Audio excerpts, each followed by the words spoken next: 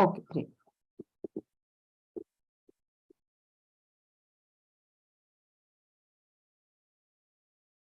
All right, I think the live streaming is also started. Just 1 second.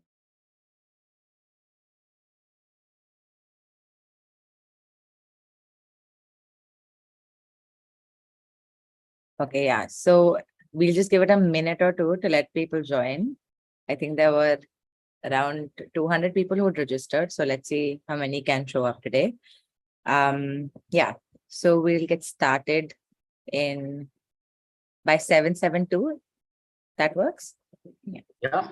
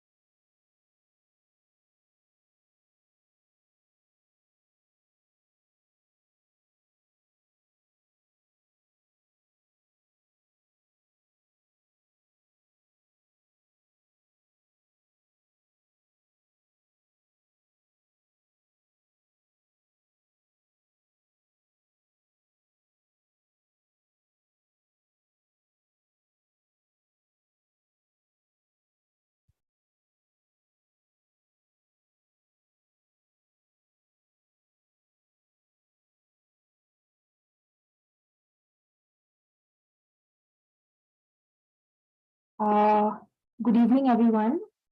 Welcome to today's webinar, looking at the Green Credits program. Am I audible? Yeah. Okay. We'll just go into a bit of a context on why we have decided to do the webinar. My name is Meenal. I'm a member of Kalpavriksh and I'll be moderating the session for today. So the webinar has been organized by Vikalp Sangam in association with CGEN. A little bit about Vikalp Sangam. It is an evolving process with more than 90 organization movements and individuals. And it emerged out of a search for grounded alternatives to the current model of development, which we feel is ecologically destructive and also creating a lot of inequalities.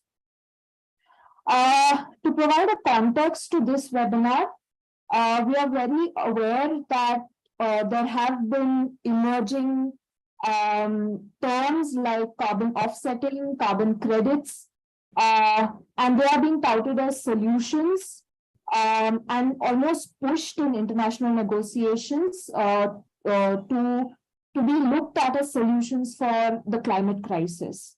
And for many of us who've been engaged with various debates around conservation or forestry or even agriculture and working with communities who are based in these systems, it's a bit of a concern, and it's also a bit of a curiosity to understand what these terms are, how they are going to be playing out in India.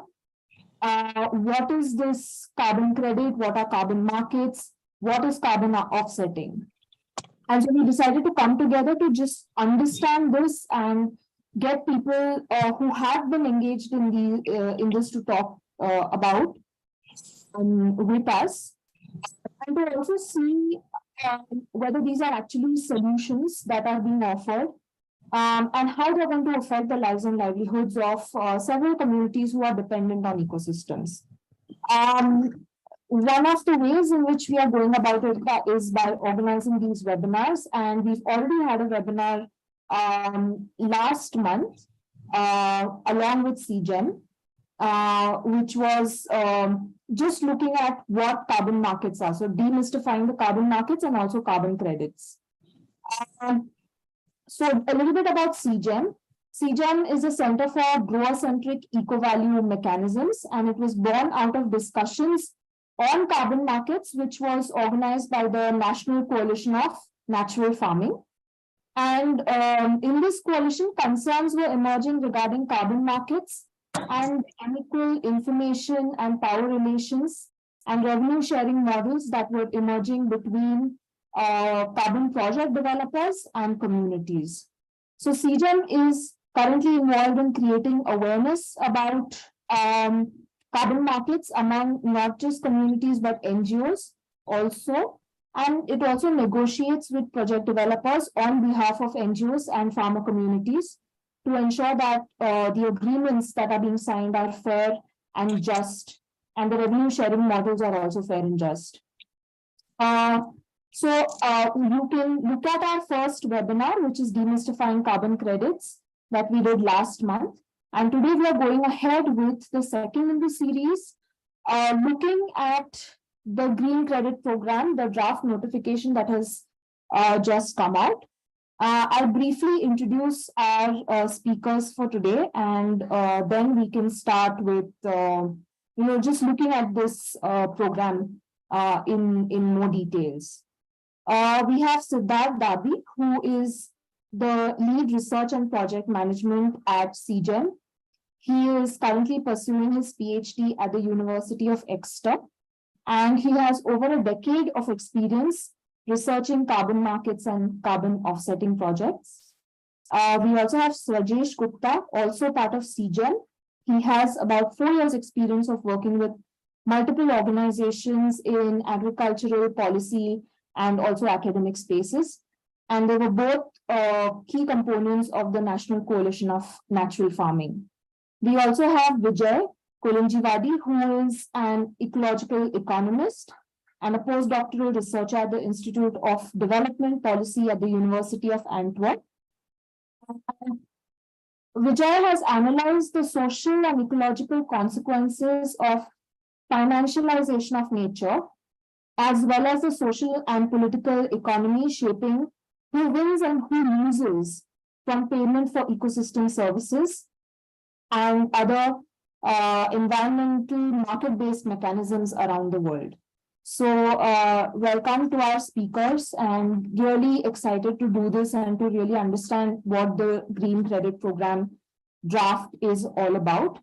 If it's okay, I'll just introduce what this draft is about, and we can go into the detail as we progress with the webinar. So this draft notification was published by the Ministry of Forests, Environment, Forest and Climate Change on the 26th of June.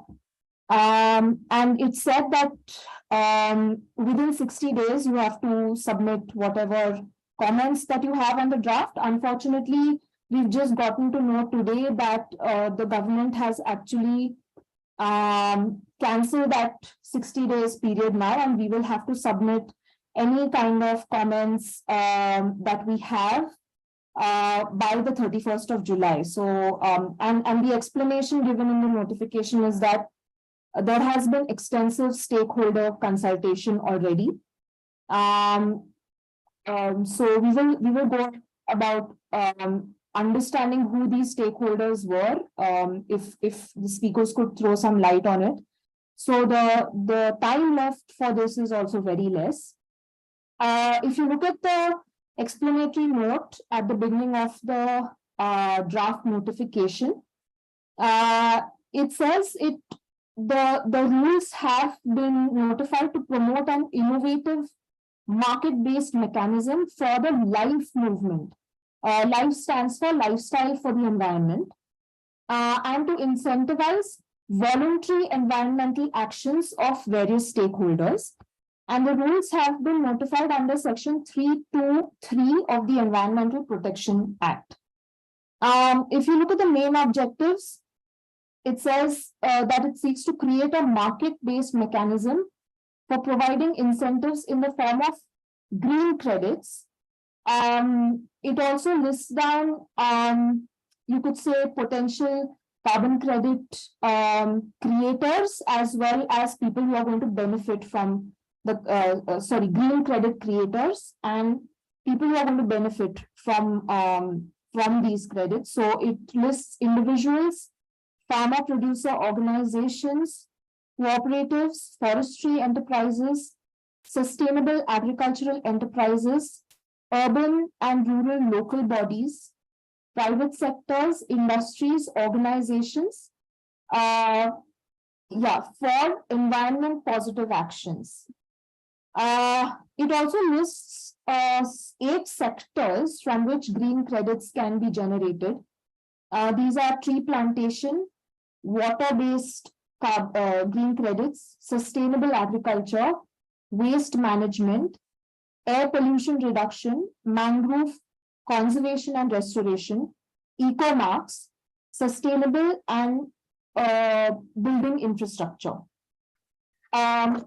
Apart from this, it doesn't go into a lot of details of how green credits can be calculated, but it says that thresholds and benchmarks for each activity will generate green credits.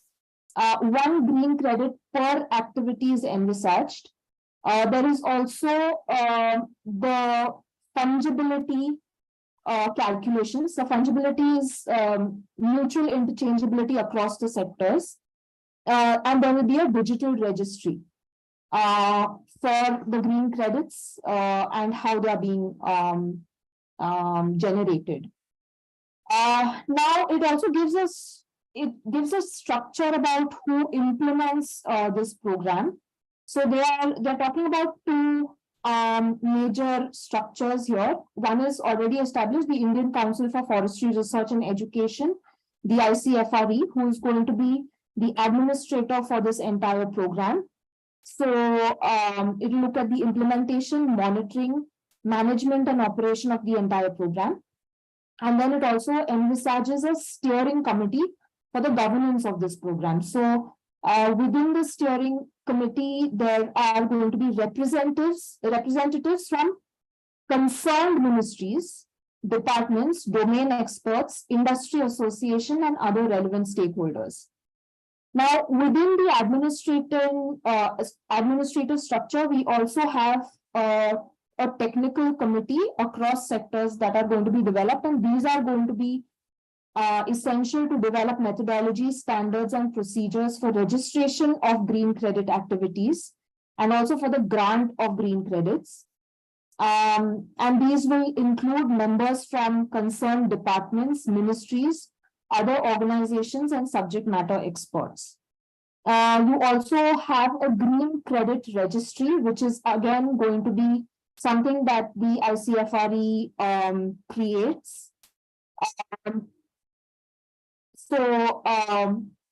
It will create it itself, or an accredited agency will maintain it.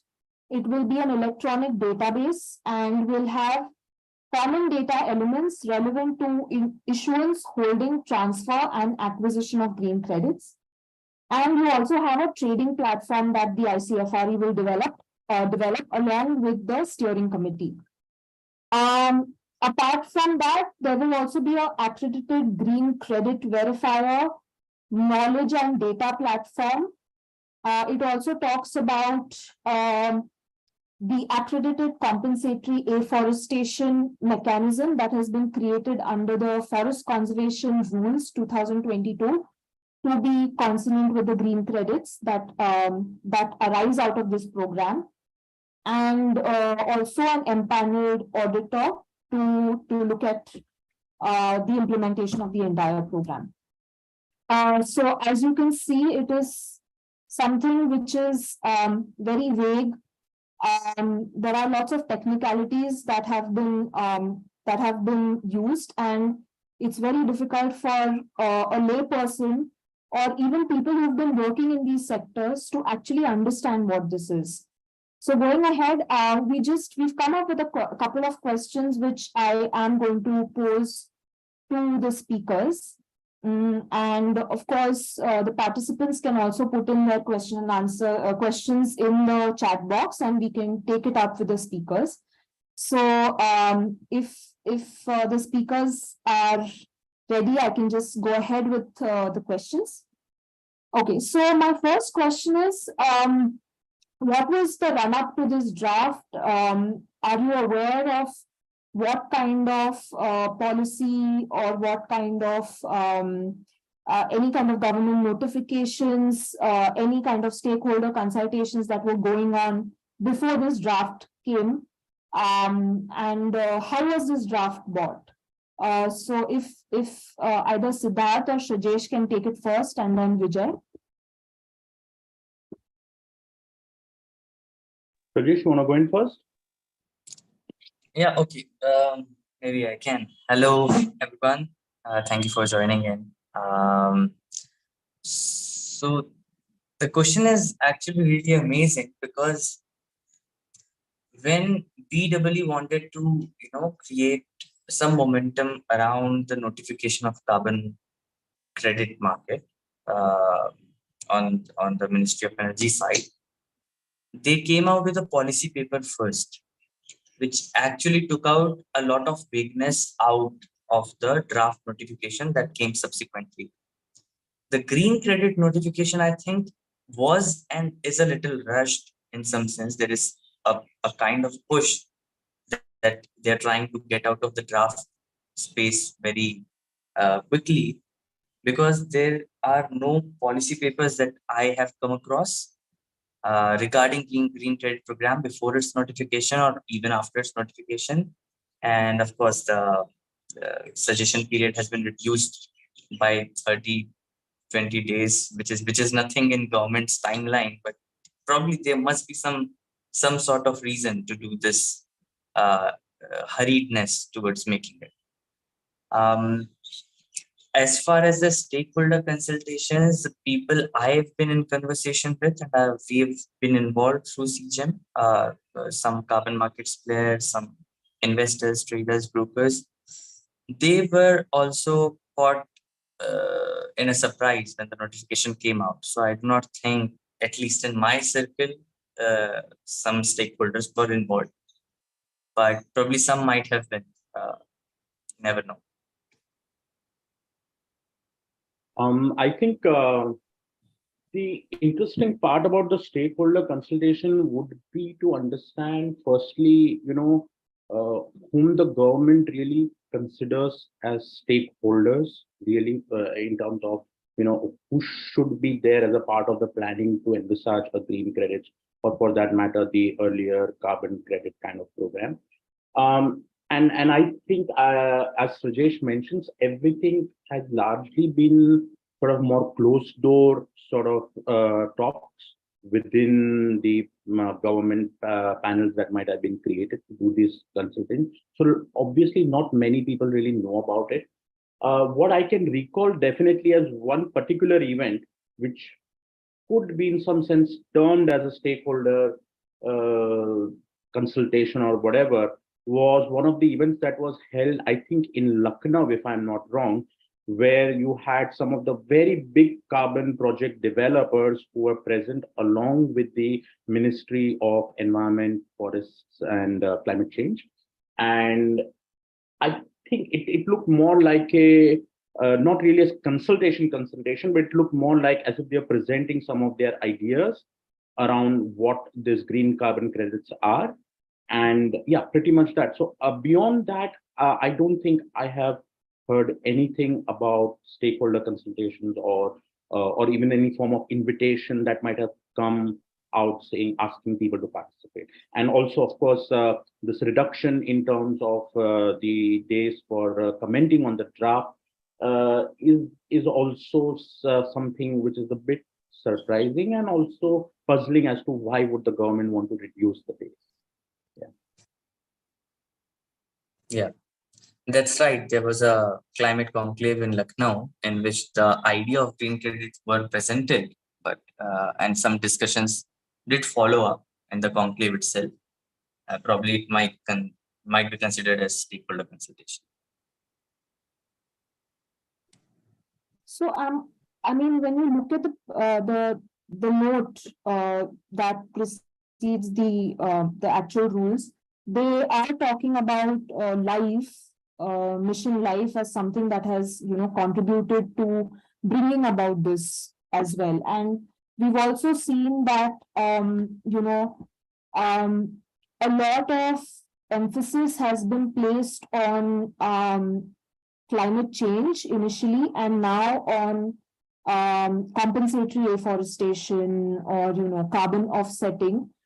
And rules have also been amended. So if you look at the Forest Conservation Act and the rules that came around in 2022, that also talks about life as well as the nationally determined, contribution. So, Vijay, is there anything that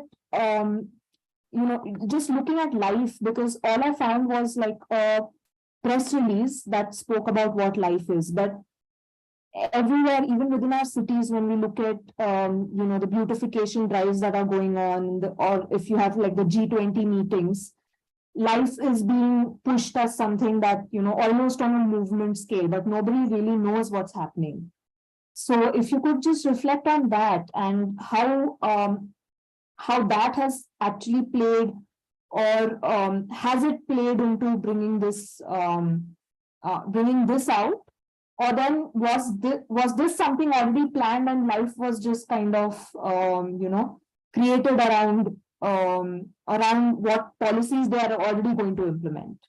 If you could reflect on that a little bit.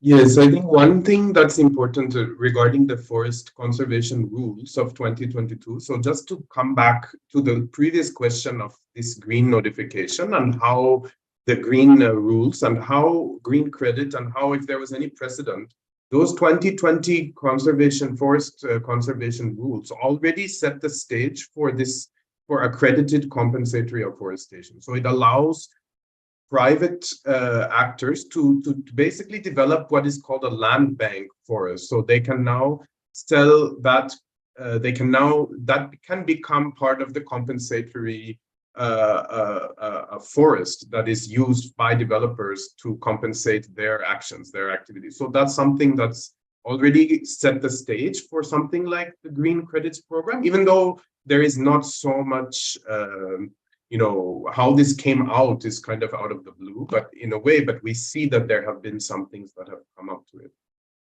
The mission life, so this was something that was introduced in the UN the FCCC, this climate COP, the 26th Conference of the Parties in Glasgow by PM Modi. And there's a few elements of this that I want to highlight. I think it's very clear that it's already setting itself up as a program that is branding individual lifestyles, individual way to brand oneself. There's even this idea of a pro-planet person.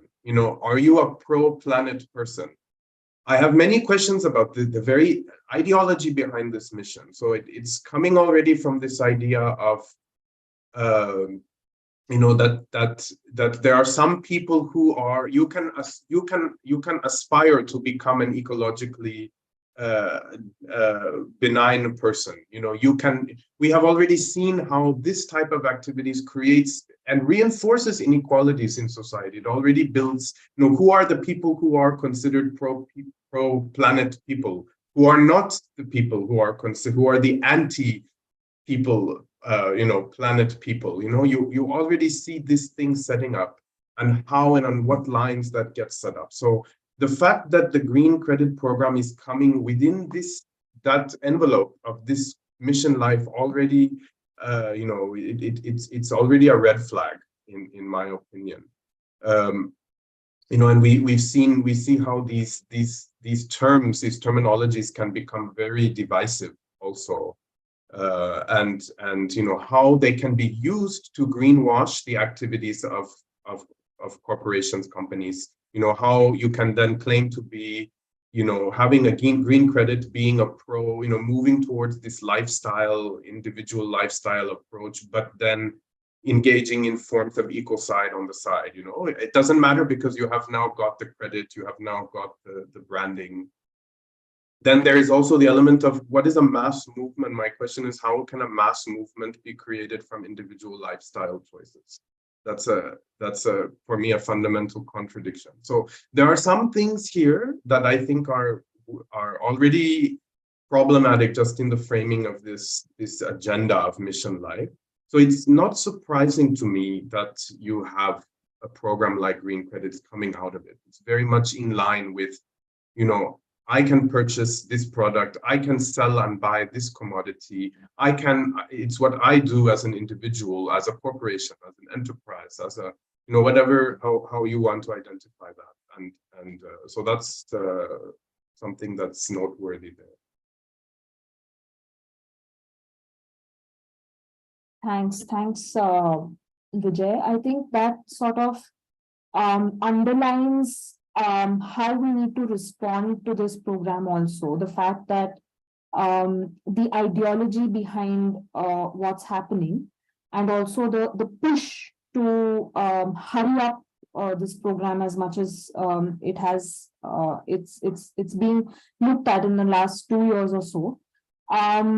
But you are also both CGEM and Vijay, you are also looking at existing carbon markets and ecosystem service mechanisms around the world.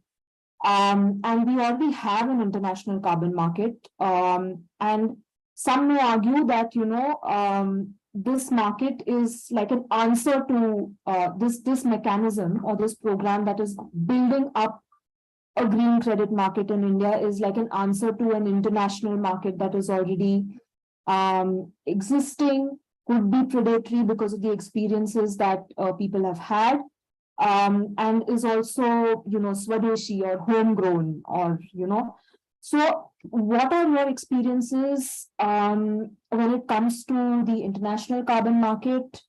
How have they played out? How have they played out in India? And do you think that this could be an answer? Because right now this just looks very vague.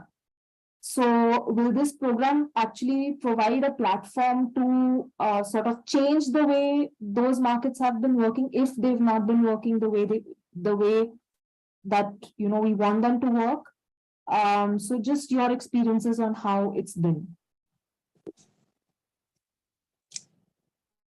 Okay, shall I go first?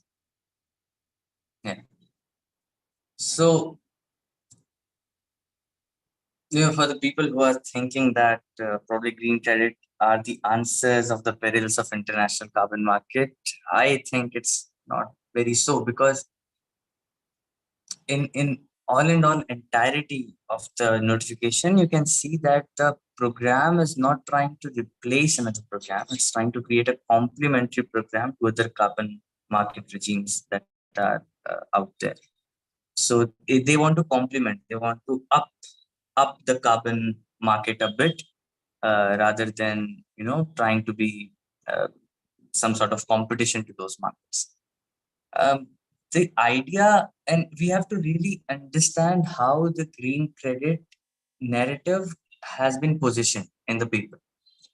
The positioning of the carbon markets were that carbon is the commodity, carbon is the thing. If all of us can think in terms of carbon, about everything we do, about every activity that goes on in this planet, we might be able to save planet, because we ultimately will have to reduce carbon and everything that comes with it: community benefit, biodiversity, water, livelihoods, no hunger, zero poverty, etc. Those all are co-benefits. Now, what green credit is trying to do is reverse the logic. And that logic of carbon market has had some criticism of its own, like carbon tunnel syndrome and things like that, where you cannot only look at carbon, was the main criticism. So green credit is trying to leverage that positioning of the criticism of carbon market and reverse the logic and say, hey, all the co-benefits the environmental, mostly the environmental co-benefits, which carbon markets were not quantifying right now. Let's quantify that. And we will give you a space, a structure, a methodology, a standard to exactly do that. Plus, you know what? You can go to the international market and say, I am also a part of this, I'm also a part of that. It does not count as emission trading system, but it trades nature as a commodity. So we are not, we are one way above what carbon market was doing.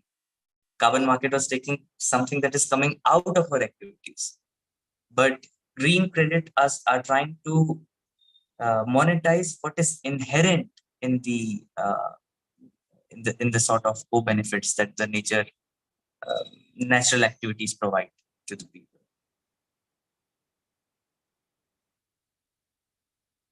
Siddharth, you're on mute. Siddharth, you're on mute. Sorry. I think to add to what Srajesh has really pointed out amazingly is that why, even to understand, would green credits be better than carbon markets or not, or will they provide some sort of a new dimension or not? I think the fundamental question really is with why in the first place were carbon markets created, right? I mean, that's a fundamental question. And essentially, it was created saying that, we need to find this cheap way to reduce emissions without explicitly saying that we need a cheap way to reduce emissions without really changing our lifestyles drastically. That was what was really needed, right? And the entire experience with carbon markets has been that, have we really moved out of the fossil fuel addiction that is primarily responsible for the crisis we are in? I mean, that's something that needs, and most of us will say that no, we are still locked up in the same fossil fuel addiction. Yes, a lot of money is exchanging hands globally in terms of everybody announcing I'm buying so many million credits, or such a big deal has happened. But when we were to look at it in terms of that, okay, how much has this volume of trade contributed to keeping the greenhouse gases under check? There is no such study. Or how much has that kept the global temperatures below a certain mark? There are no studies. I mean, and that's really surprising for me, because the World Bank or so many other agencies have been publishing multiple studies about the complete volume of trade. But nobody has yet come up with a study saying that if we have traded so many $1 million in terms of carbon credits or whatever, this is the amount of temperature that we have been able to maintain, right? So fundamentally, there is something very problematic about trading emissions, because it is not helping us move from a certain way the economy functions, right? And that is exactly now being replicated with the green credits mechanism, where, like Srajesh mentioned, we are trying to go one step ahead, saying that not just carbon, but now we'll trade this wide gamut of services, or whatever. Services again is a very reductionist term, but the goods, or the goodness that nature gives us, to survive and to really help our life thrive, right? And that is now being traded. Now the question is, by trading this, are we going to solve the environmental issues that we are into, right? Be deforest, so if you could deforest Andamans and then say we are going to do compensatory afforestation somewhere in Haryana, how does that even make sense? Because the two ecologies are different, the contexts of deforestation are different, and the context of reforestation are different. So essentially, you might create fungibility or the exchangeability between credits, but you cannot create the fungibility of contexts of the reasons why certain ecological harm happens. So I think that is what I would like to add to what Srajesh has added here.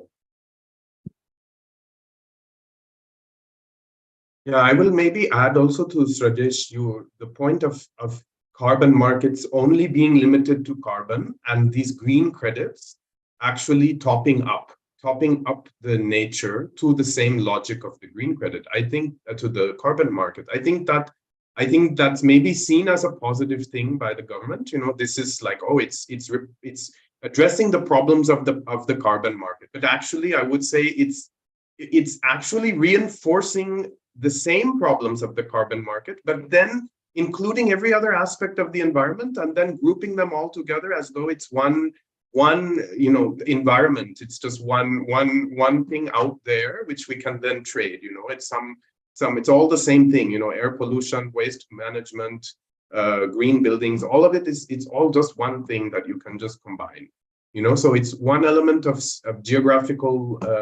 There's a geographical element, context, as Siddharth was saying. This element is one thing. Then the other thing is the implication of the fungibility. The implication of that is actually an ecological, is a kind of an ecocide. You can say that it causes ecological harm, and we can't even be asking the question of what is the ecological benefit of projects like this when they can actually cause ecological harm themselves. Then they become development projects that we have to analyze. So when the solution becomes the problem, then we don't have a solution. We have something we need to actually. We have another additional fire we have to add. We have to fight in order to understand getting to the actual problem. And I think that is the risk that I see with this. We are adding, all these things that we with the shortened time of stakeholder consultation. Who are the stakeholders? This question is very important. All of these things are the rushed nature of all this. All of it it adds a lot of weight and work for people who are trying to get to ecological, to understand the ecological dilemma, what is causing the climate change, the questions that you raised, Siddharth, about what attempting to change. What does this carbon trade attempt to change? Is it changing the fundamental political structure, the economic structure of how we operate as a society, or is it simply a new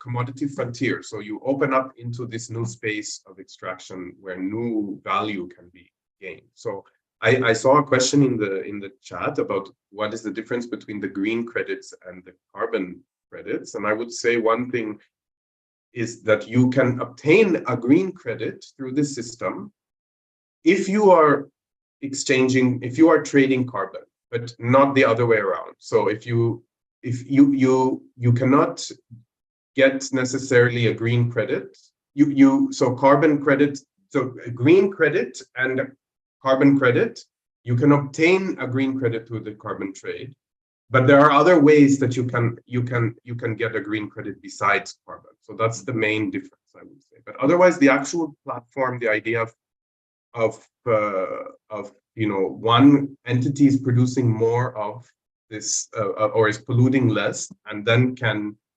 actually sell what the amount that it is not polluting to another who is over polluting. This kind of neutralizing effect, I believe, is the same kind of logic with the green credit.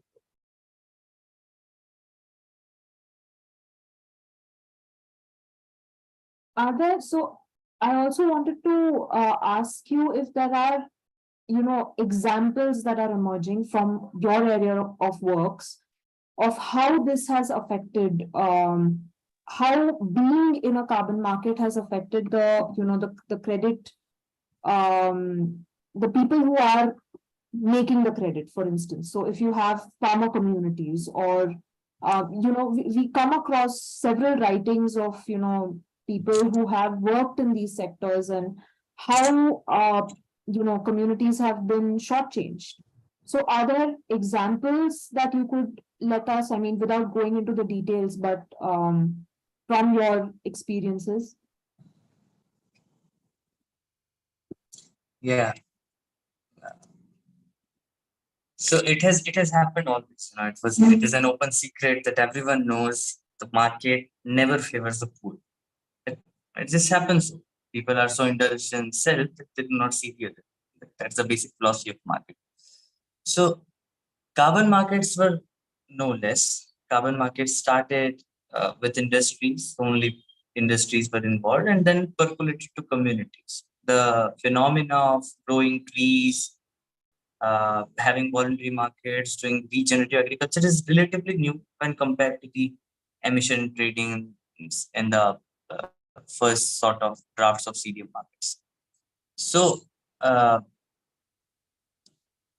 for example, I'll give you an example, and it always is so. Communities of farmers in West Bengal and Assam and rice growing regions of this particular country are being asked to move away from the irrigation practices that they have, calling it AWD or DSR. Both the practices fall in the same range, where you ask farmers to drain fields in a regular interval so that the bacteria does not, build up and methane emission is reduced from the rice fields. Makes sense ecologically, scientifically, and everything.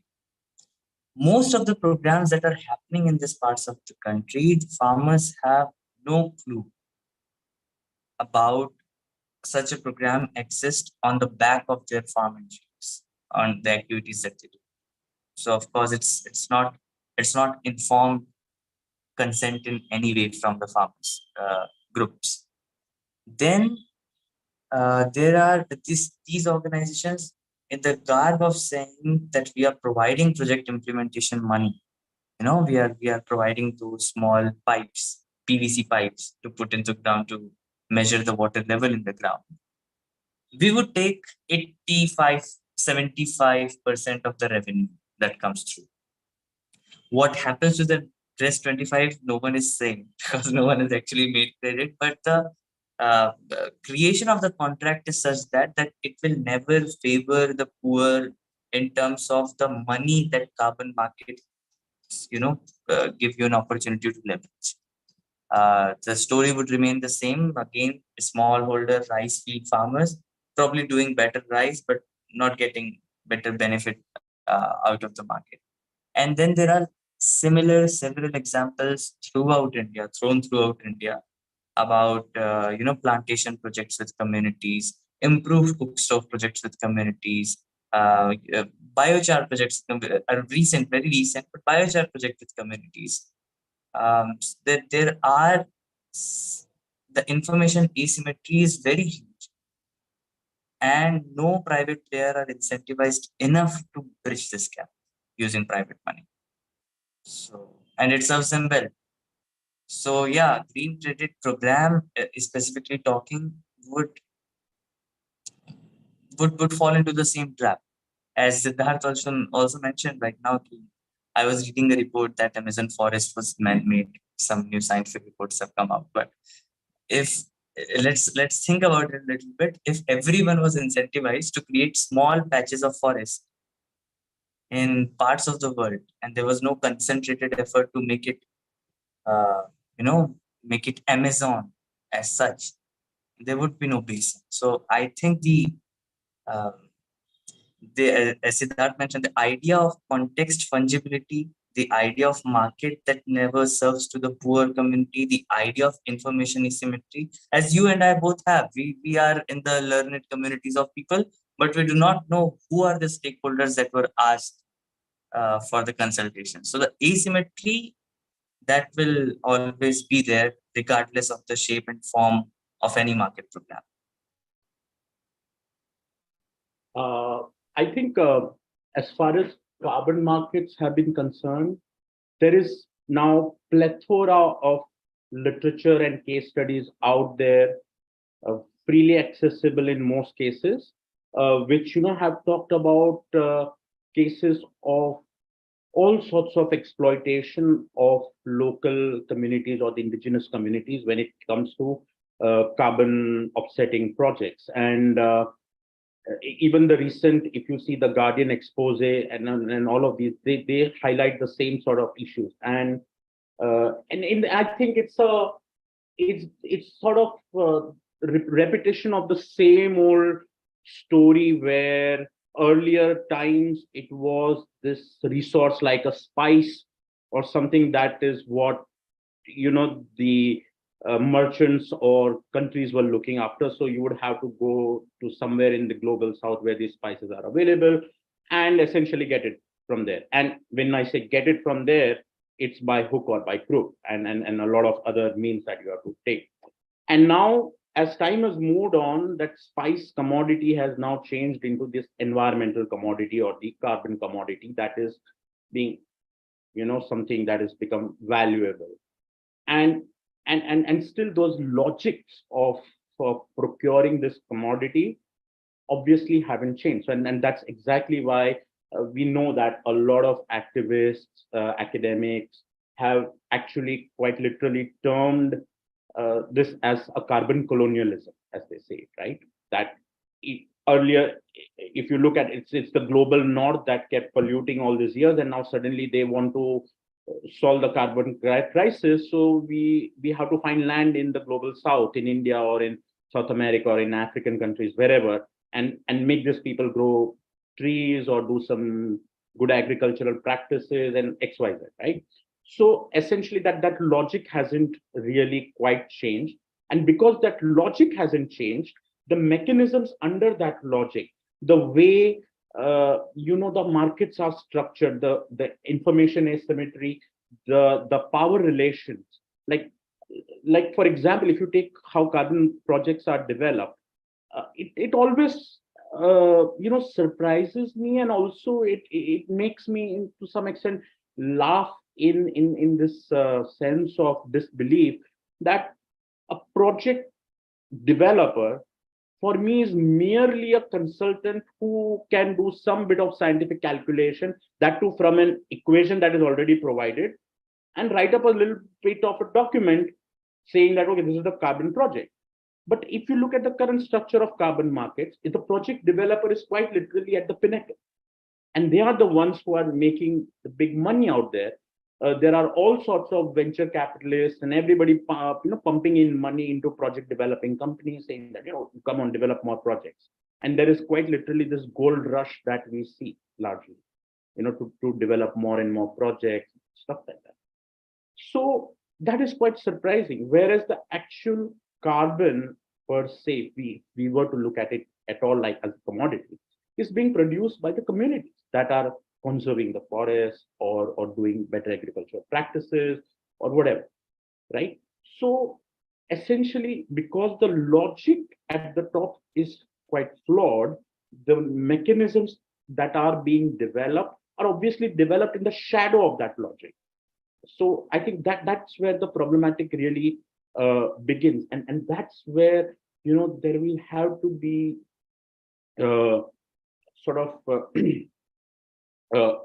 concentrated efforts to really break this market logic the way it works, and to redesign and rethink of what could a different world or a different way of doing things look like.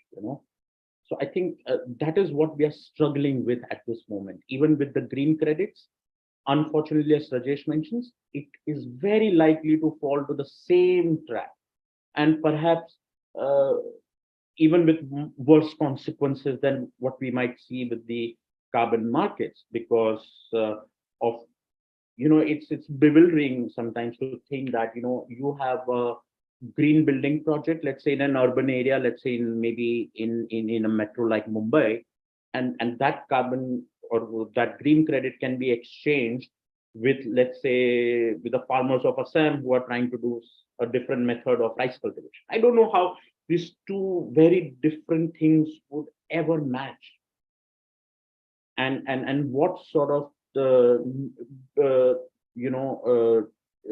sort of consequences would they have? Yeah.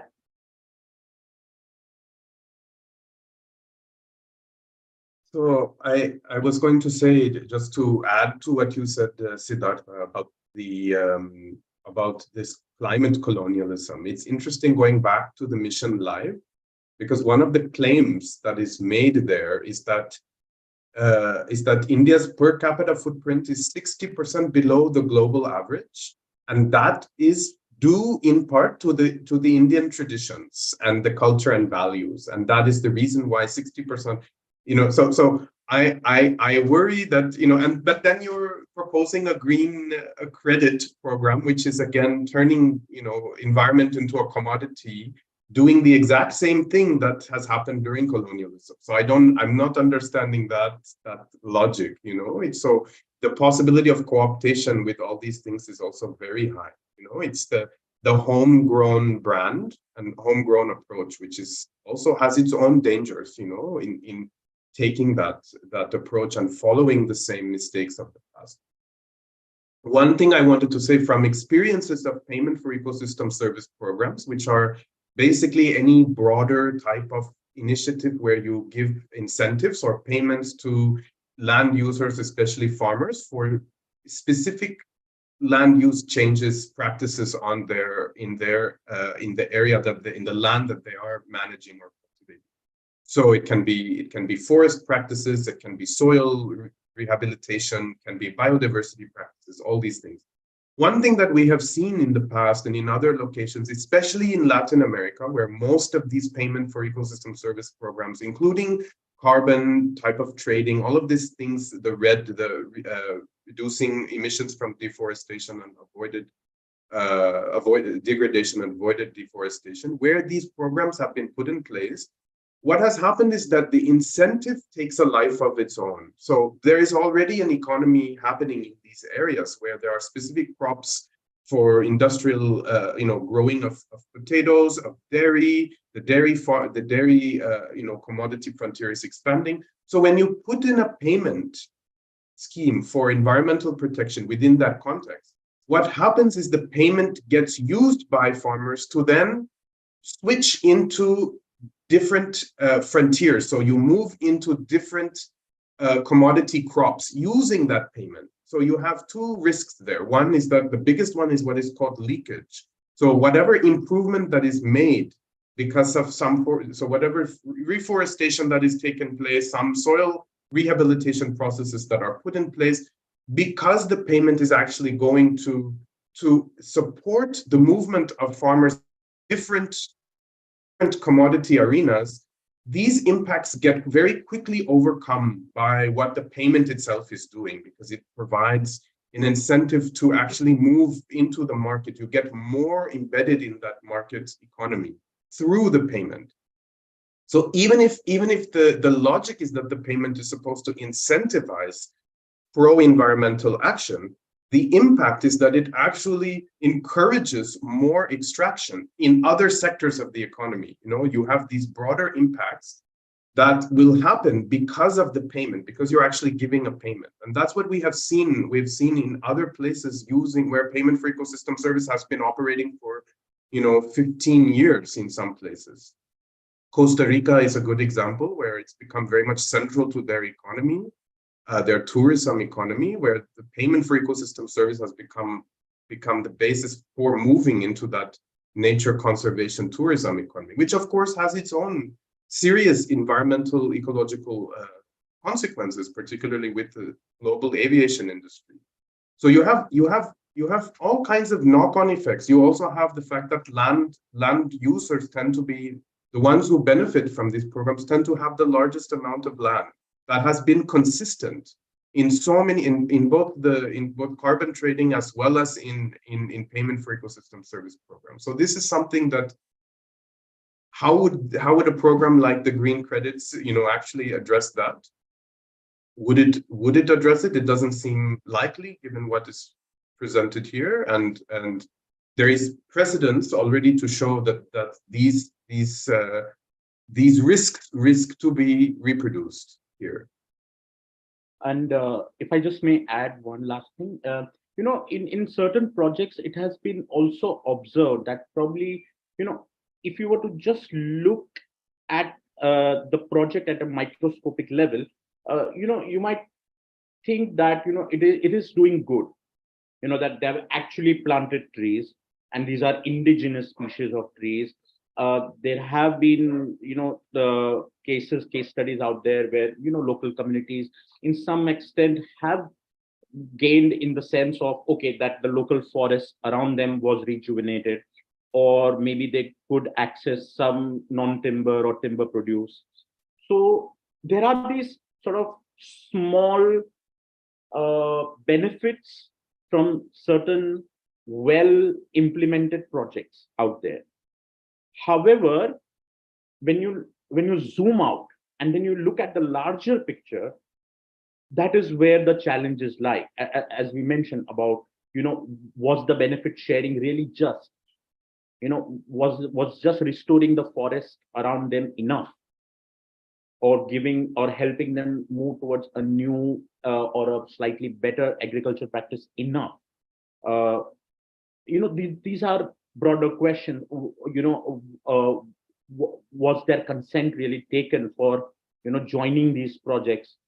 And also the question that whatever offsets that are being generated, where are these offsets going, at what price?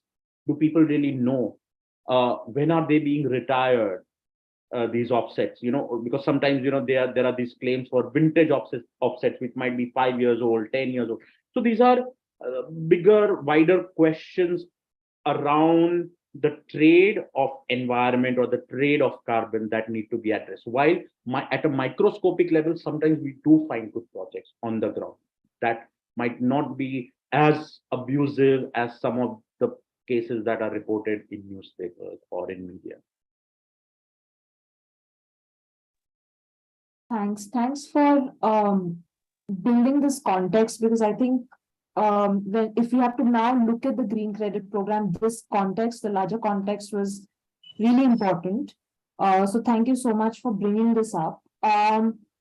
If we can move now to the green credit program itself, as I was reading out the structure that it envisages, for somebody like me, it's very technocratic. I don't understand how such a large, like you said, so many sectors, so many different activities are going to be now monitored or looked at by these so-called stakeholders, as well as the very, very technical ICFRE, which we really don't know what kind of data it produces. It's never part of any of the really important community conservation dialogues that we've been having with the forestry sector in India, for instance.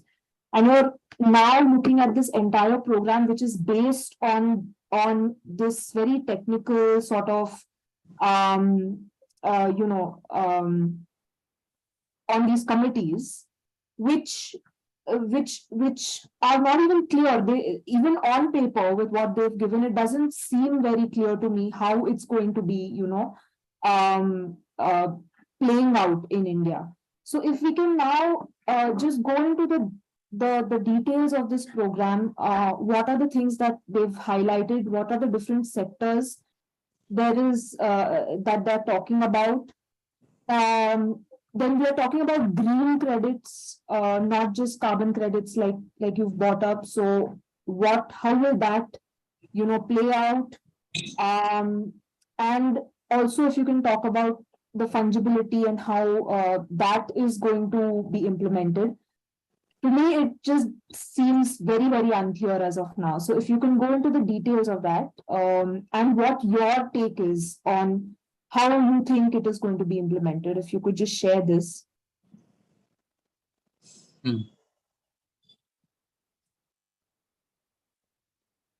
So,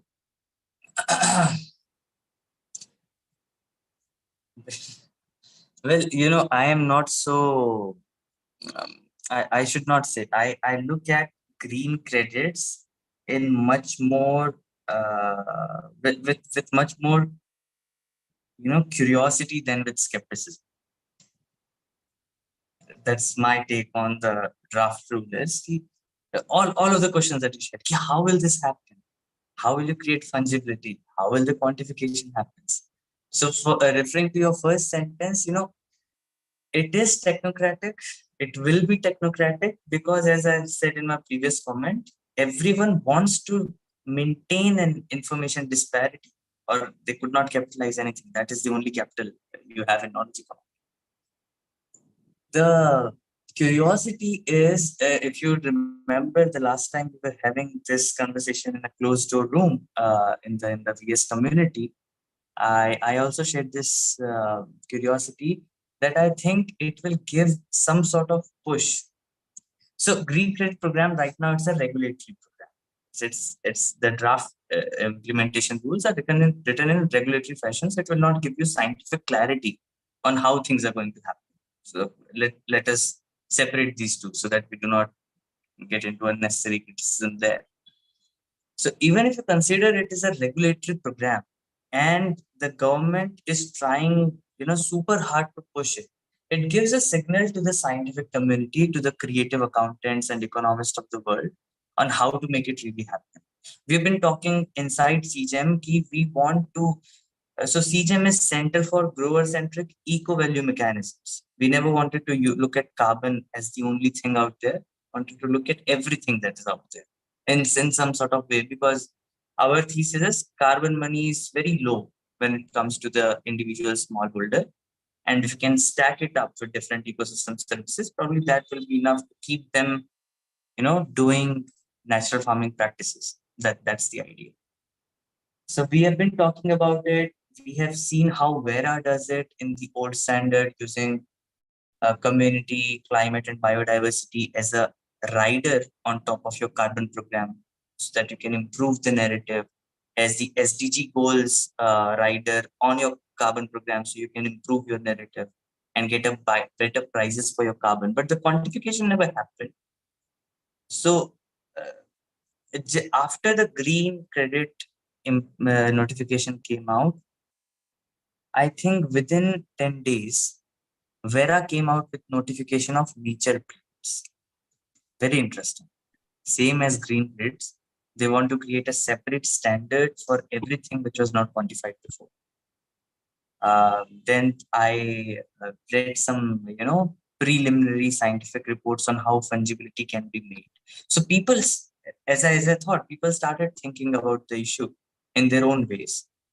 And probably the program will fell to the same trap of the market economy we are saying. But if the best it can do is to give us some sort of framework and standards on how to actually do these things, because that is necessary even if you want to do it for good.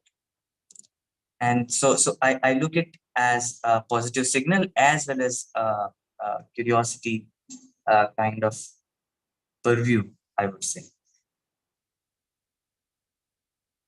Okay. Also, just adding one more point, there were a lot of inherent resistance towards creating different varieties of project in India.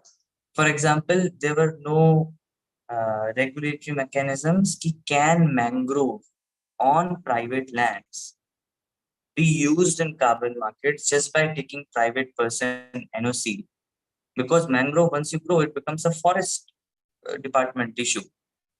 Do you need to take forest department NOCs? All of these questions, there was no regulatory framework to do that. But just because green credit has mentioned a lot of these activities, probably regulatory mechanisms around how this monetization would happen on the ground would also come up. And it also gives signals to the private players, the government is now giving you a green signal, go and do mangrove projects, the credit will come up.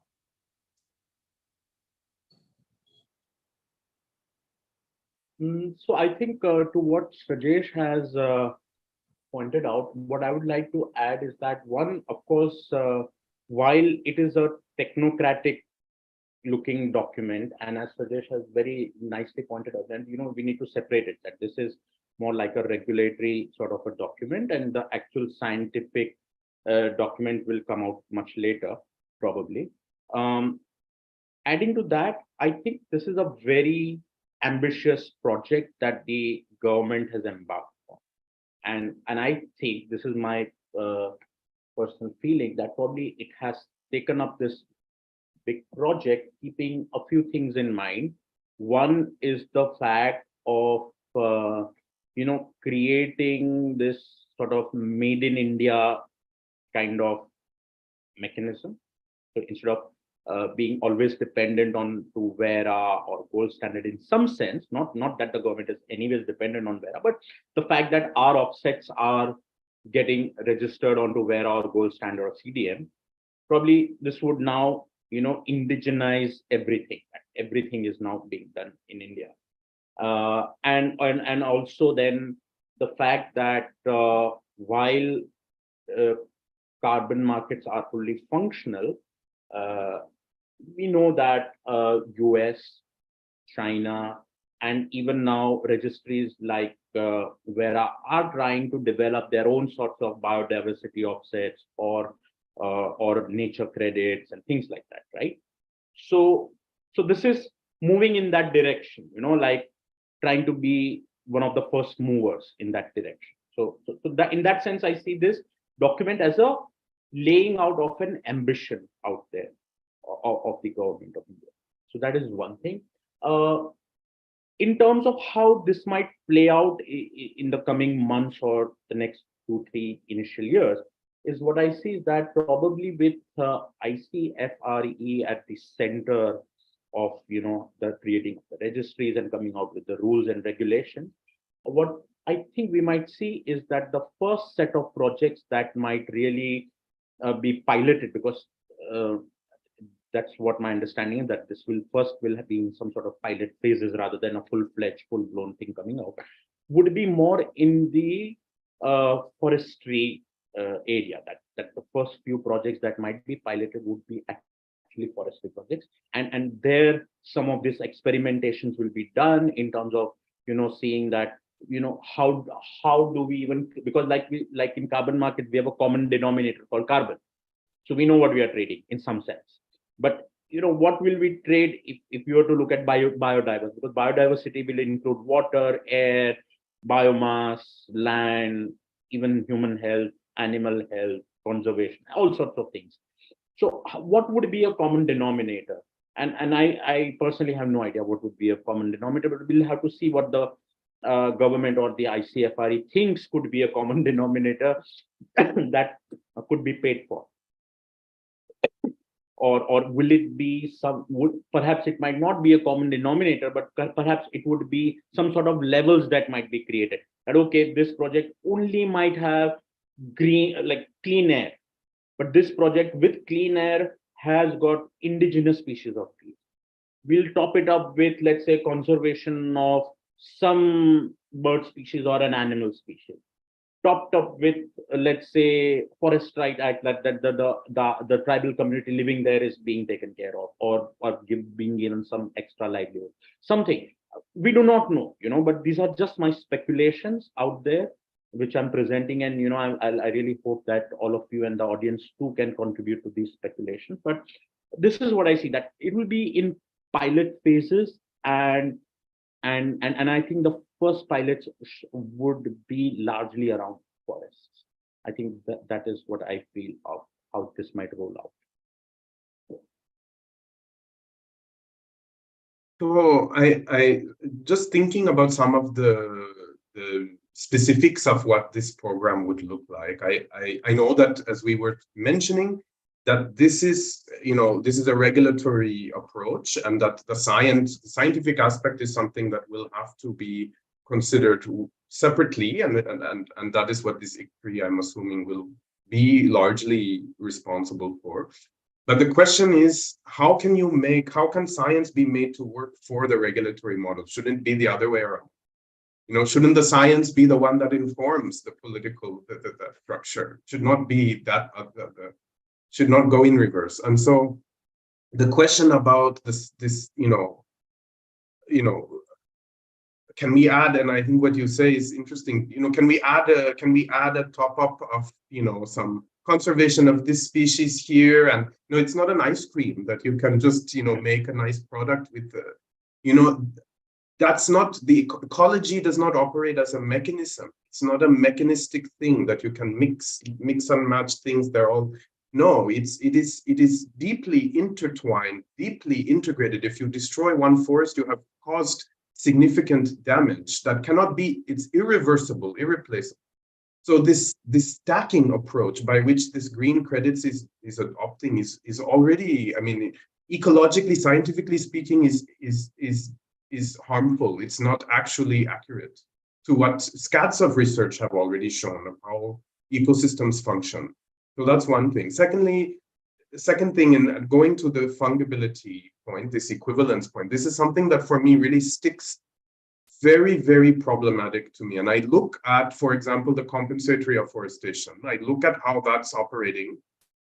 And one of the things that is the biggest, really the biggest flaw in that program is how, so when developers have to, when they are diverting forest for some development, they pay into a fund, which is this NPV, this net present value fund, which accounts for the ecosystem services, let's say, the ecological values that are existing in that forested area up to a period of 50 years.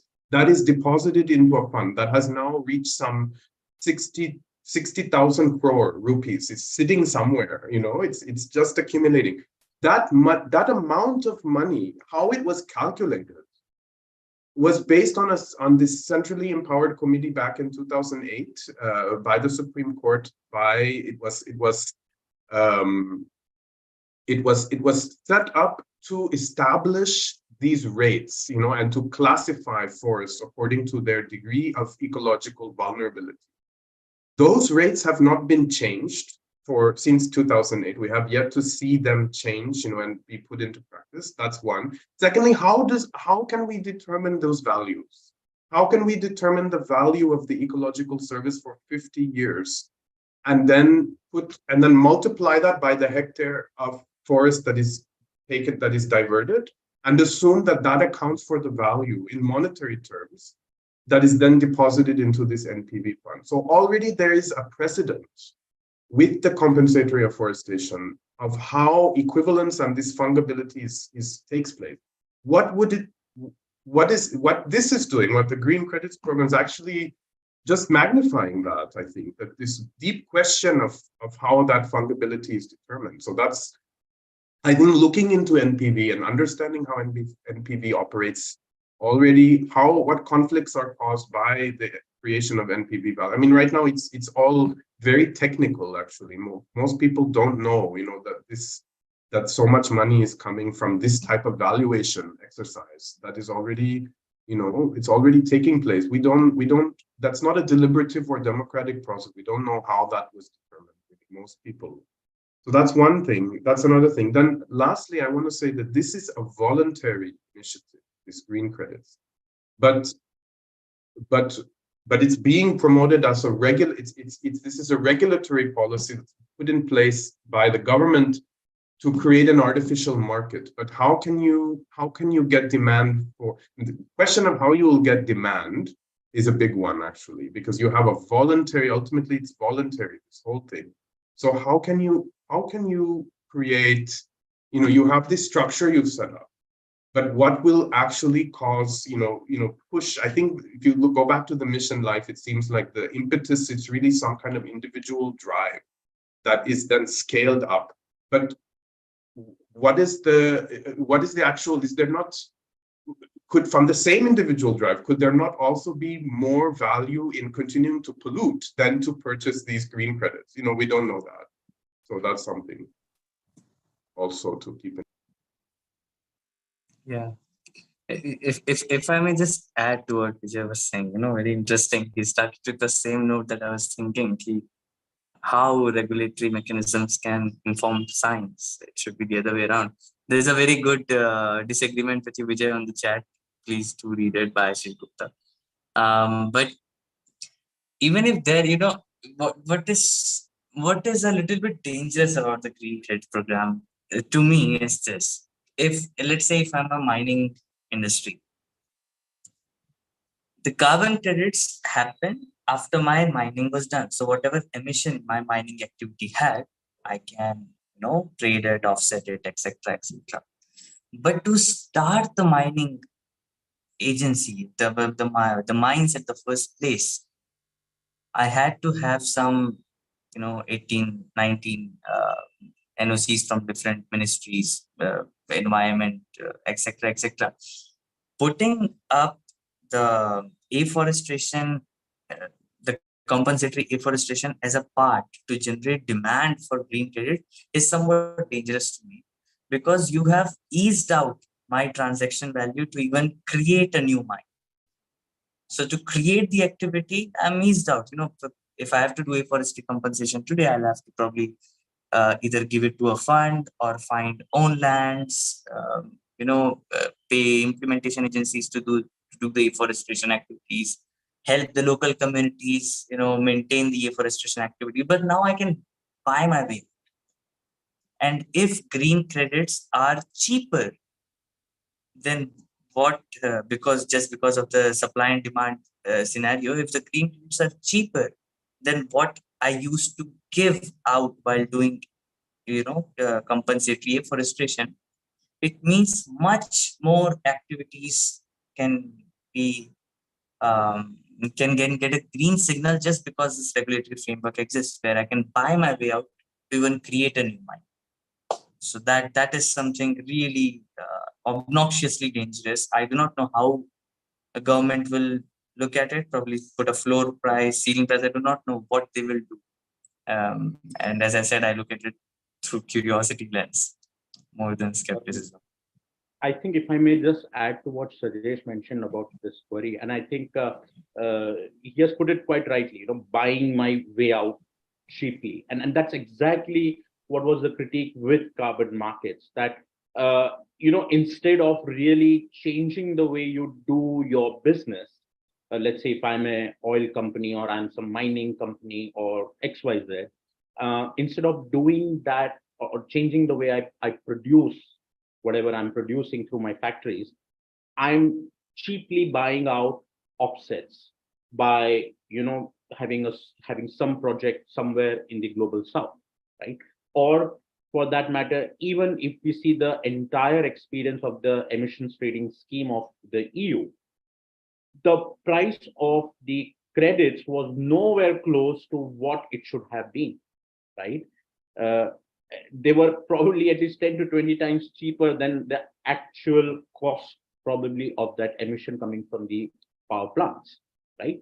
So, and that is because, just the way we are, Vijay mentioned that, what he's seeing is that how the regulatory process is informing science.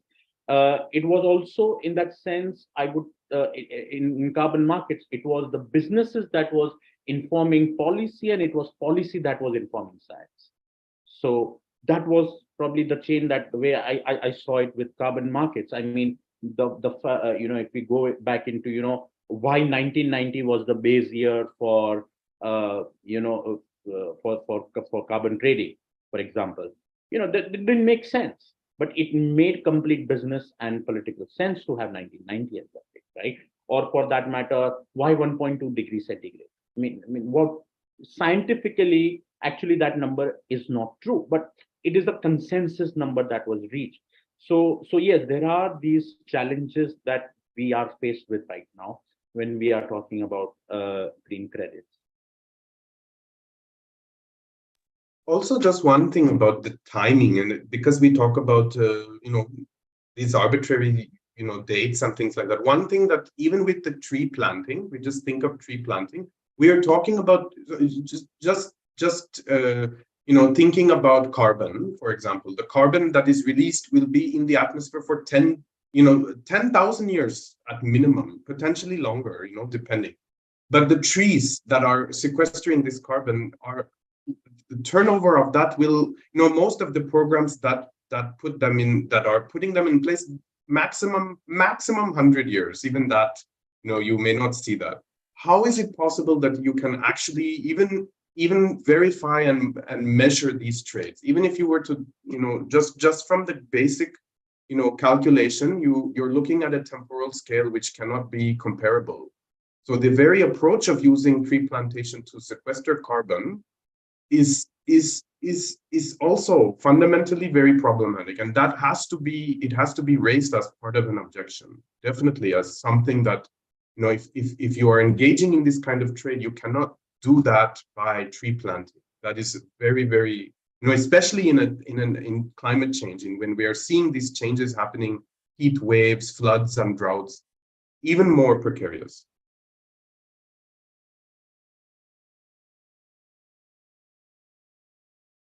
So there are a couple of questions. I had a couple of questions, but I think you guys have covered quite a bit of ground. But because Siddharth, you said that this is, I mean, there's a lot of speculation again. Again, it's regulatory, so we don't really know the science behind this. And we were not, none of us were part of the stakeholders who've come up with this regulatory mechanism. But I think since we are in the, we're looking at tree plantations, compensatory afforestation, I myself, I've also been working with forest dwelling communities. And just looking at the ways, even with the FRA being in place, we are seeing that while the FRA is not being touched, all the other interface, the laws that interface with it have changed so dramatically that the FRA has just become a piece of, a great piece of legislation. It looks really nice when you talk about it in, you know, in the international context, saying, okay, India has this great law, even though we're not part of, we don't believe that there are indigenous communities in India. We don't believe that, you know, we're not part of the UNDRIP. So even then you have this great piece of law, but we are seeing how it has been eroded, you know, by changing the other laws that it interfaces with. And one of the questions I think Sangamitra has asked is, how is this notification, how will this notification impact forest dwellers or tribals? So when you have a situation where the regulatory mechanism is talking about, mostly I look at it as something that landowners can partake in. What is going to happen to the millions of people in India who do not have land rights, but who are conserving these ecosystems?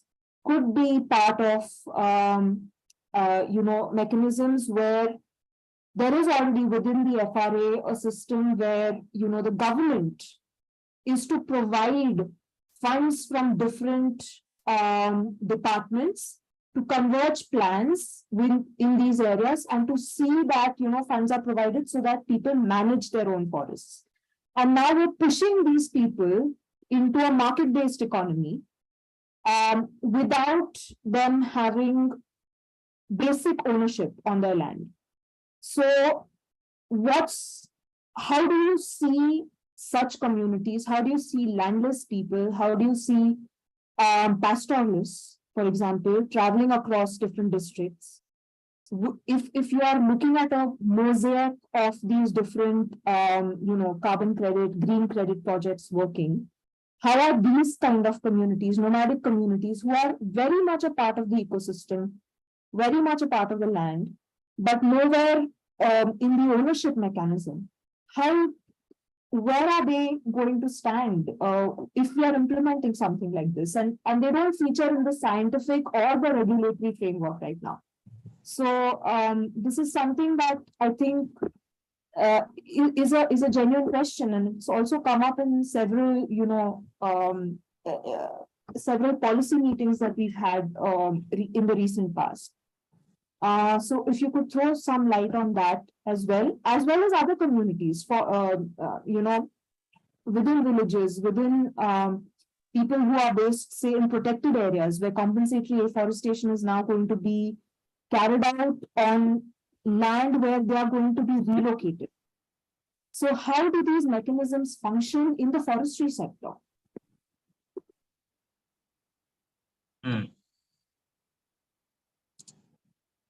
So, if I may go first, you know, every other nature-based technology that is coming out there, which has some economic implication, there's a reason why it has been pushed down south, because tropical regions of the world are where, you know, most impact can happen, so to say. For example, it's the right climate to create seaweed industry. It's the right climate to have mangroves everywhere, where's the mud flats or not.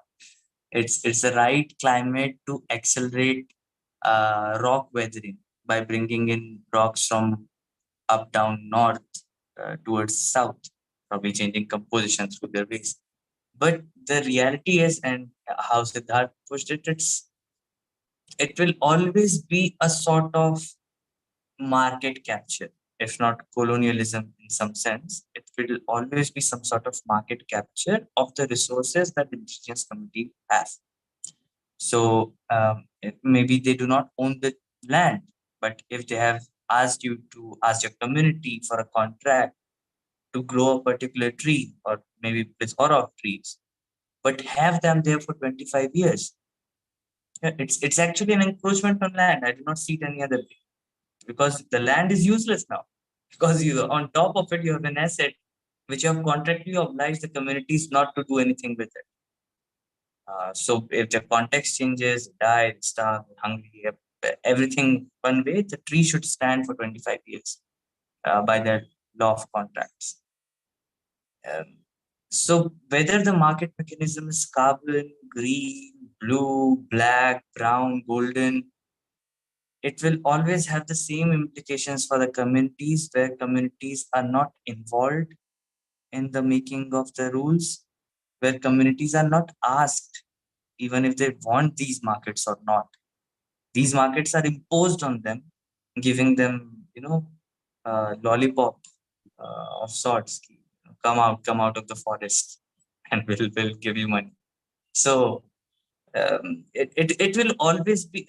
It's a very pessimistic tone that I'm putting down there, but believe me, by all the means of the things that we are reading everywhere, it will always be the same way wherever markets and elites are present. The non-elites, the indigenous people, the forest dwellers will always lose out. It's a matter of power balance. I think what I'd like to add here is that as the market logic is, it will have to be production at scale, right? Production of whatever, like be it carbon credits or now be it green credits. So essentially, what that will mean is that in the first case, uh, people who are the most marginalized will either be left out completely because even if they are willing, let's assume if they're willing, they will never be able to enter into and participate in that market in the first place. If let's assume, and this is with the assumption that there will be a good project, a project which adheres to all the set principles of being good, right? But because of the very economics of the way you are supposed to do these projects, the people who are the most marginalized, who are either having no land in their own titles or who have very small portions of land that they have as their own, will never be able to participate in it. That is one thing. Second thing, especially when we talk about communities where they do not have their own ownership of land, where probably it is shared communally, or if we are talking about communities that are mobile in the like the pastoral communities, I I feel the danger exists that they will be some of the worst impacted by such projects. Now, for example, if I were to imagine of a project on grasslands,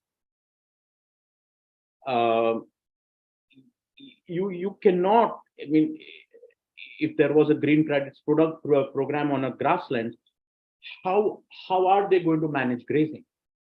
Because anyways, a lot of grazing has already been criminalized. The communities, pastoral communities that are practicing this sort of mobility are by them are already criminalized in our system. Now, on top of that, you are adding an economic value to the very resource that they are dependent on.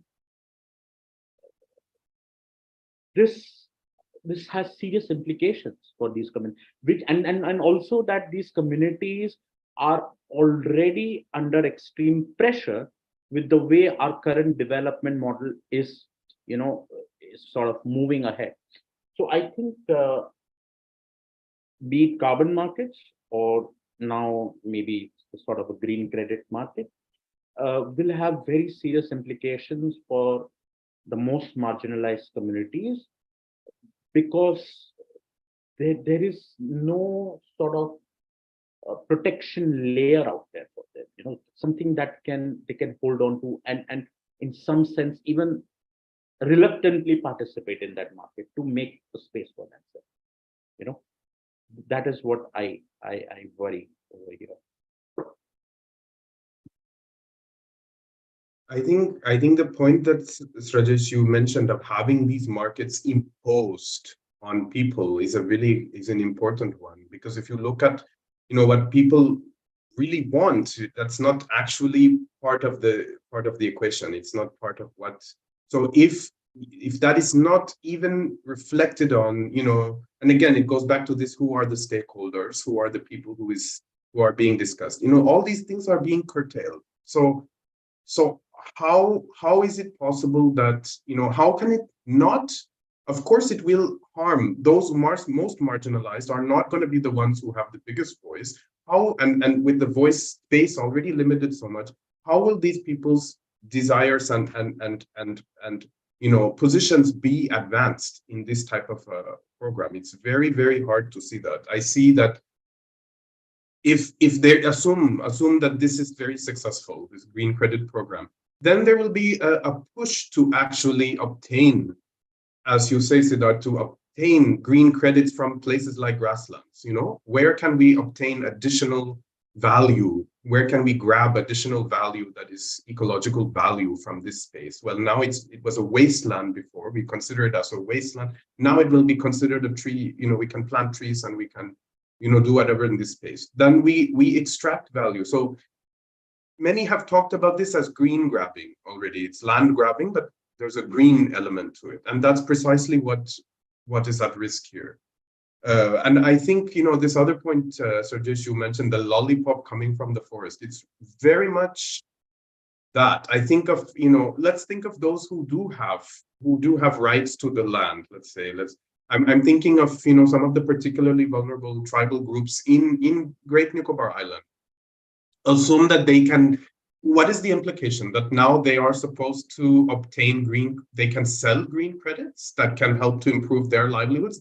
Who asked them that they want, would they want green credits? And what are the implications of that? What are the implications socially, culturally, for those people to now be able to be presented with the opportunity to make their livelihood through green credits? It's very risky. It's very dangerous. We lose, a large part of our humanity in the process. So that's one thing. Yeah, I think these are things that I think are very clear with the impacts of the most marginalized in this. And just one quick point, if I may add.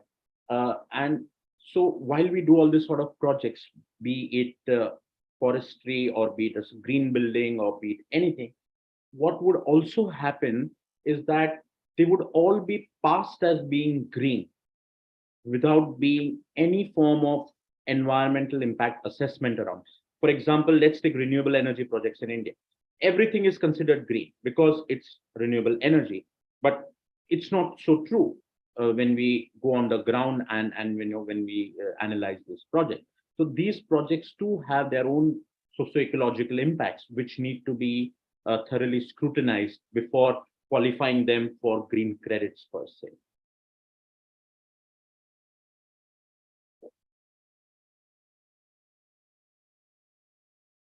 I think we should take questions now because we've already crossed our discussion time. I think there are two things that from the questions that we haven't discussed. This is by Ritvik. Can you say something about the verifiers and accreditors, the intermediaries who are supposed to apply the standard? Who are they? and what technical knowledge capacity is relevant?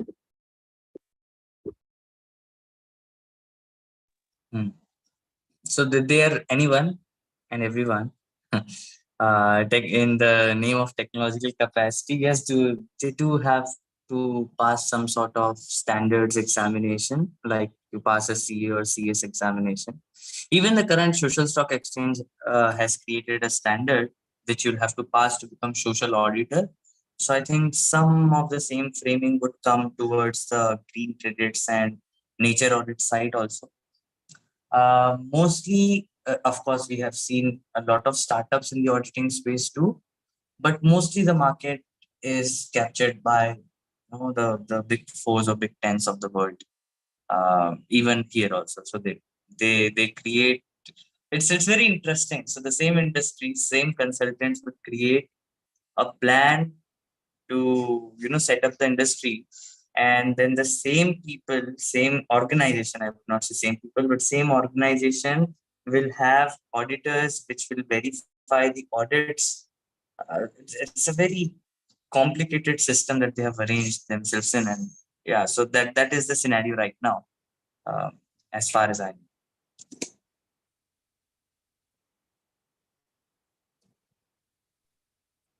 Siddharth, would you want to add? No, not much, but I think just agree with what Sujesh is saying, that it's basically it's the same ecosystem, right? So there will not be any sort of new auditors coming in as it were. Of course, there will be some startups or new companies that will be, but essentially it's the same ecosystem of people who design the projects are a part of the same validation, because and it's all in some sense feeds on each other, because that's how the money is exchanged within the market, right? uh, so nobody would want to be extra. So essentially it will be the big fours and some others who would essentially be the auditors or whatever people assessing projects. Also, who will audit the auditors is also another question. That if you think of some of them, there is this, for example, this Kanaka management systems based in Bangalore. They have been targeted already for some of their unscrupulous practices as verifiers. These kind of agencies that are in fact acting as go-betweens between communities where these forests are being, where the carbon is actually, the credit is being obtained from. And there's plenty of examples of where there have been unscrupulous practices, getting people to sign things without their concession, using the Vera gold standard certification scheme without Vera's approval, and Vera on the other hand allowing it for months, without actually saying cease and desist the use of this. So we already have, there's already the incentive structure to create these types of middle people to come in and to do this work. But who will audit them? Where is that oversight coming from? Another question.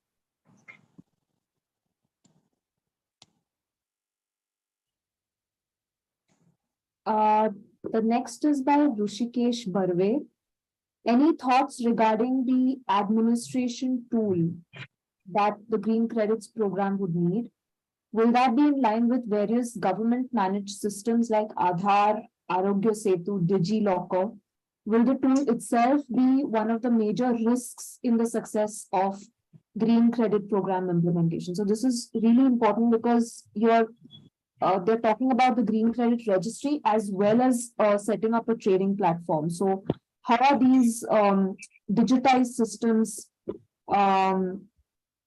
taking up from what you've said, Vijay, also going to be implemented? Any thoughts?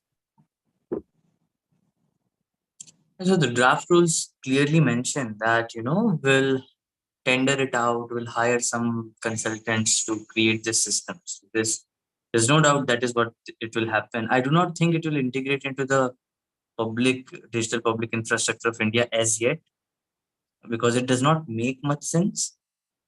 But probably it might have some interoperability between both the platforms. But primarily, it will be third party who will come in and design the system of registries and trading platform.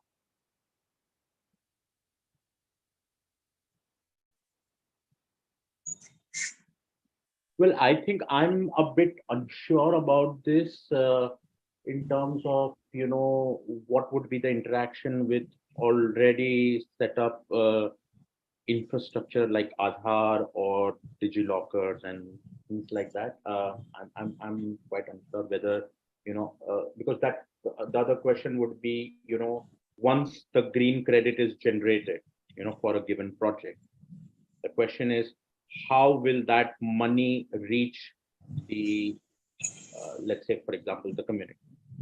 A question. Now, because this, so we'll have to see, especially with carbon offsetting projects in India, for example, uh, the money reaches the community through the entity that is developing the project. Now, that's how it works with carbon offset. Now, we do not know what would be the structure that would come under green credits. Would it be same as the carbon offsetting, that whoever has developed this green credit project, this consultant or company, are the ones who will sell the green credits in the market, get the money, and then give it back? Probably that. Or would it be again that the registry that is being created would take care of it? Now, if the registry is going to take it up to itself in terms of giving out the money, then probably this entire connection with sort of Aadhaar or some other existing structure might come into play. But I think that needs to be seen. I don't think that the draft regulation has yet thrown any light on that. Yeah, just to add, I also, it's not clear from the draft rules any of this kind of integration, but maybe we can envision something like the e-Green Watch, where there's a registry of, for the compensatory afforestation, where there is credits that are purchased and that are sold, and it's clear who is the purchaser, who is the seller. That kind of thing might be publicly available and should be, in fact. That's something that it seems would be very plausible, but integration into these other systems is more complicated. I think we can take one more question, and the rest are, I think you've already addressed a lot of the points that have come up. So just this last question. Would a government body like a center or a cell at the regional level or the district be beneficial to monitor and track carbon credits for district level carbon neutrality targets? This is Siddharth Bhagwat, who works for a think tank which is trying to establish carbon neutrality cell at the ULB level to monitor emissions. Well, of course, a cell can be created to monitor emissions. That's one part of the equation. But there's a particular committee that's going to monitor how much district emits. But to trade and to create offsets and to get into the market, I do not think government will go that way, and government should probably not go that way if they're trying to promote voluntary markets on one hand, because then the market would be very much distorted. Then the government will be the project developer, the government will be the registry, the government will monitor, and the government will sell, and the government will gain. It's going to be a huge conflict of interest. So yes, a cell to probably have federal competition between districts, see how much emission district can lower, that sort of things work. But I do not think that they should get into the trading of credits on their own. And I think to add on that, monitoring carbon credits, as it is written in the question, or even for that matter, green credits at the level of the district, or would become very, very difficult, and to some extent moving towards the impossibility of monitoring, because of the nature of how trading is done, right? Because you could have somebody who produces this carbon credit or a green credit, sells it to somebody who does not retire it, and then forward sells it further to somebody else who might eventually retire it. Probably not in the same year, probably 2 years later or 3 years later when they need, depending on whatever sort of a vintage allowance that the registry would allow. So because this commodity will be exchanging through multiple hands, a lot of agreements would be forward sales agreements. A lot of agreements might be off the counter sort of an agreement. So because of the nature of how a financial commodity is traded, because carbon credit is or green credit essentially is nothing else but a sort of a financial commodity, right? That is being traded. Because of the nature of that sort of trade, it will be almost close to impossible to track it. So yes, you can track emissions at the district level, and that might be sort of an interesting, good idea to work with, just to understand, how each district is emitting and doing. But tracking carbon credits or green credits will be almost next to impossible, because we know with carbon trading right now, nobody knows what's being traded. Also, the issue of double counting. How do you ensure that's also a big concern? How do you ensure that actual retirement takes place and that it's registered?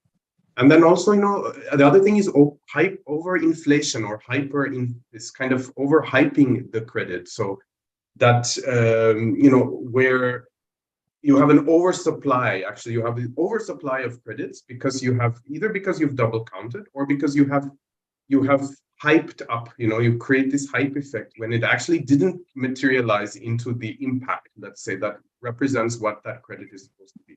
So how, these are all questions that would need to be on a micro level considered by this cell, and it would be an enormous amount of work and coordination activity.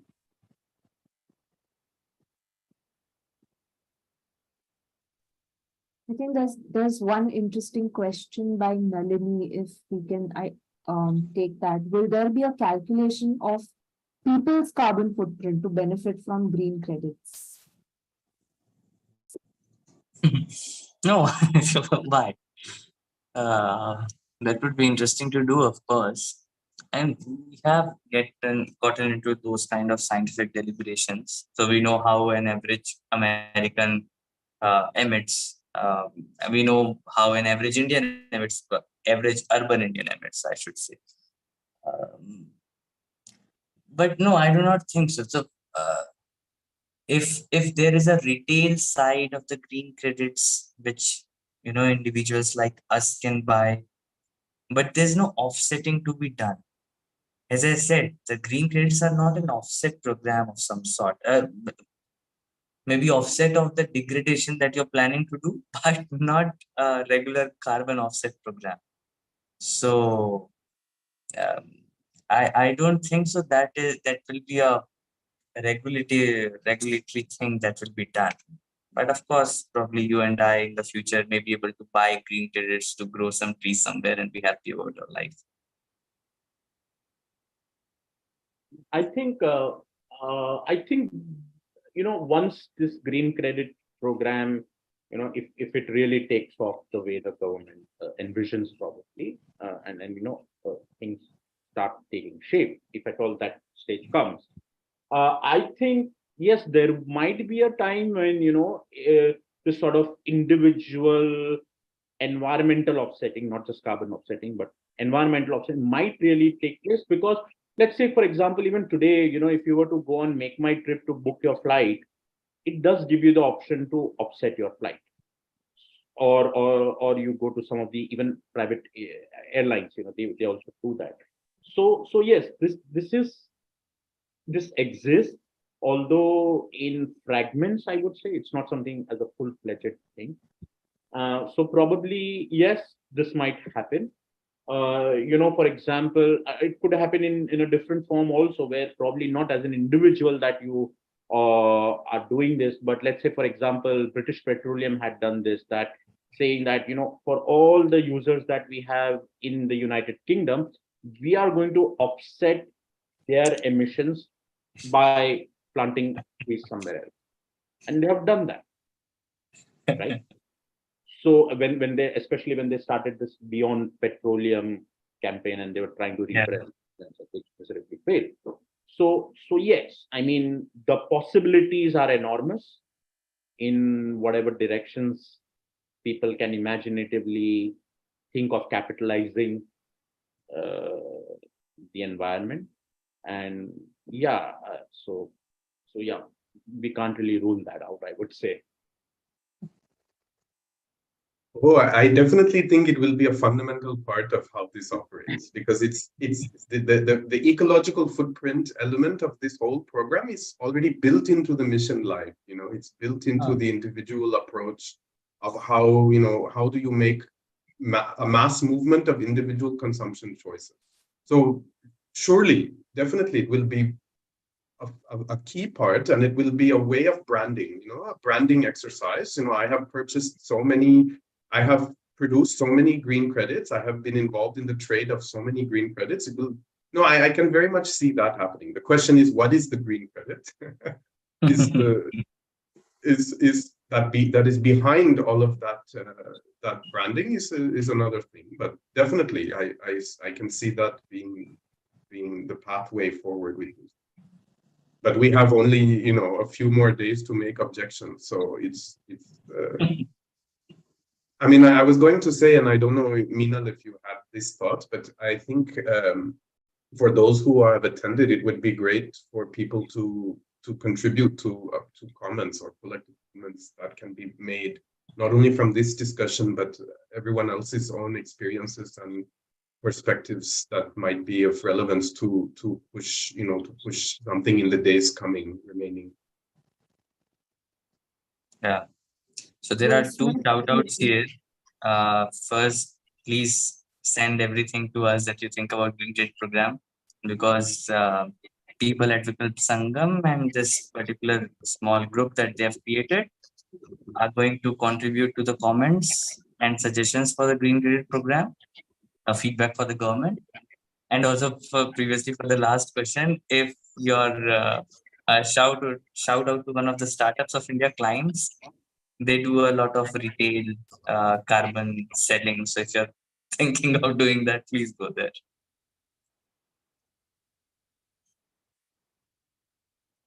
Well, thank you so much, Siddharth, Srajesh, Vijay, for really one, placing the context so well within which these draft rules have come. And yes, we have to pull up our socks because 31st is the last date that has been revised now. I mean, it's definitely something that even as a regulatory mechanism, it seems very vague, very ambitious, like you said, Siddharth. And we would need contributions from different sectors that have been mentioned in the notification as well, to actually understand the ramifications and the magnitude of what this program is going to be and how it's going to be implemented. So everybody who has been a part of the discussion, we are also coming up with a short sort of comments, which Vasudha and I can share in the follow-up email that we will send. And if people can contribute to it as soon as possible within this week, it will be really, we'll be very grateful. We also need to circulate this to community organizations that are not tuned into to these discussions at all. So Vasudha has just shared her email ID. Please do write in your questions also, which I'm sure Siddharth, Srajesh, and Vijay will be very happy to answer over email. And thank you so much for this, for really, breaking this down for us, laying out the context and helping us understand what the Green Credit Program is about. Thank you for staying on also, way past the closing time. And yeah, let's hope that, there are really public consultations held on this program. That is something that we should definitely put into the comments as well. Thank you so much. Vasudha, is there anything that you want to? So I'm good. It was just such a lovely session, and thank you all, and even Meenal for doing such a wonderful job, like moderating this session. And we're really sorry that we couldn't take any questions because a lot of the questions because it was quite late in the night, so we had to keep a lot of the a lot of like the part of the session for the conversation. But in case there are any questions, as Meenal has mentioned, I will be sending a follow-up mail with everyone's email IDs with it, so you can reach out to them directly with your questions and queries. And yeah, thank you all so much. Thank you so much, Meenal. Thank you, Vasudha. Thank you, Vijay and Srajesh. Very thought-provoking and exciting conversation. Thank you, everyone. Great. Thank you so much. Thanks, Meenal. Yeah, Thanks. thank you. Thank Bye, you, Vikal, folks. Bro. Thanks, Vijay.